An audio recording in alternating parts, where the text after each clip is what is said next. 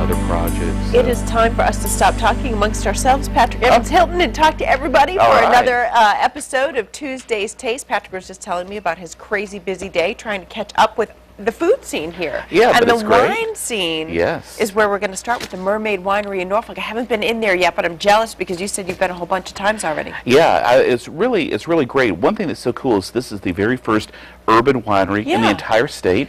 So they're, the goal is to make their wine there using Virginia juice, or they're grown in vineyards someplace else.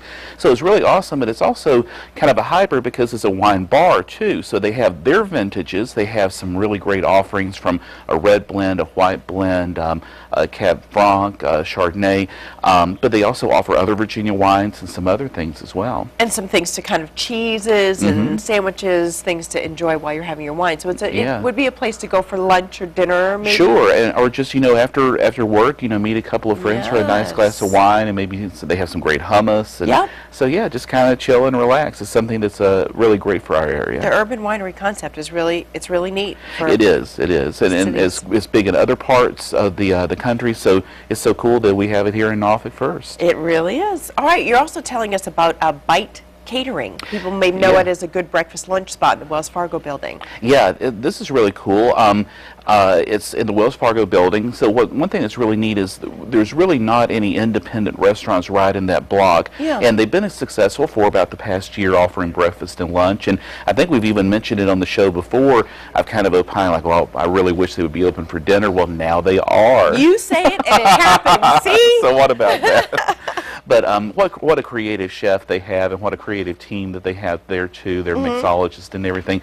You can check out their menu online, but using a lot of very fresh, seasonal, local offerings and everything, and it's just been a delight. In fact, I'm going back tomorrow. I've liked it so much. Chef Matt Weishampo? Yes. Weishampo? Am I saying that correctly? So he's got a great pedigree, culinary pedigree coming from Johnson & Wells, and then cooking at the Sanderling, which is awesome on the Outer Banks, as well as Aqua on the Outer Banks.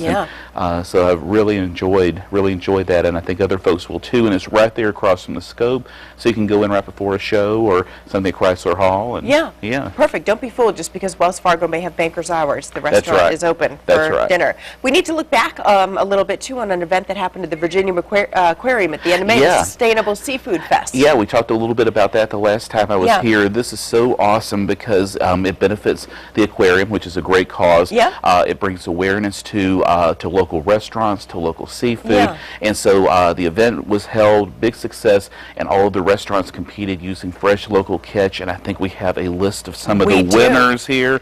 Run down, and everything was just absolutely delicious. But the first prize went to Chef Scott Simpson, who at the Swan Terrace Founders Inn, awesome for a local ahi tuna tartare. Second prize went to Rockefeller's for what I can attest to as a PE8 certified smack your mama good barbecue shrimp. And then third place to Passion the Restaurant. We really like them out in Chesapeake for a blue crab strata. All right. And sustainable seafood is going to be kind of something to talk about, especially local, because we just had a news story today that North Carolina residents are being warned not to eat anything that's been imported, processed from South Korea. And it's like, who around here would be eating anything but local oysters? And unfortunately, it's just one of those cases, just like with going to a farmer's market, you need to ask questions and know the source, because there are some nasty things that happen in other places of the world. What's happening there at Cobalt Grill? Yeah, these are some of the dish discoveries that I've had since we've been here last. One of them, look at that picture. I mean, go to your screen right now and lick the screen. You have my permission. It's so good. The Cobalt Grill does an outstanding job anyway on their steaks and their seafood, but they also have these burger offerings here. This is the Cobalt Blue Burger that is applewood smoked bacon ringed on top, just like a halo of goodness. It's like a rose. And it is. And the beautiful thing too is on Tuesdays the burgers are half price. So that's one of my delicious discoveries there. That would be Tuesday's taste for today's Tuesday. That's right. So go for lunch. And I think we also we're talking a little bit about here we go, some brunch at the Old Beach Farmers Market. Now this is a great concept. The Old Beach Farmers Market, which is the area's only producer-only market run by a nonprofit. The farmers are there. You talk to them. But the chef at Croc's Restaurant, where the farmers market is held, goes out every morning and buys everything fresh every Saturday and cooks it fresh. So that omelet there was made from Virginia cheese, andouille sausage from weeping radish, local eggs that were just laid from the chicken. The cocktail comes from fruit and everything.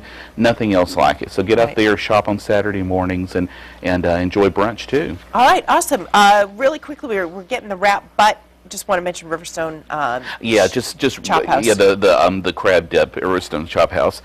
Incredible deviled crab dip, just beautiful seasoning, spices. Got to go there and try that too. All right, so kudos to them out there at Riverstone. All right, if you want to catch up on Patrick's adventures in food or hear more about the restaurants and the dishes, the discoveries that were talked about today, you can visit his blog, www.patrickevanshylton.com, and of course we put it all at thehamptonroadshow.com. Thanks very much. Great, thank you.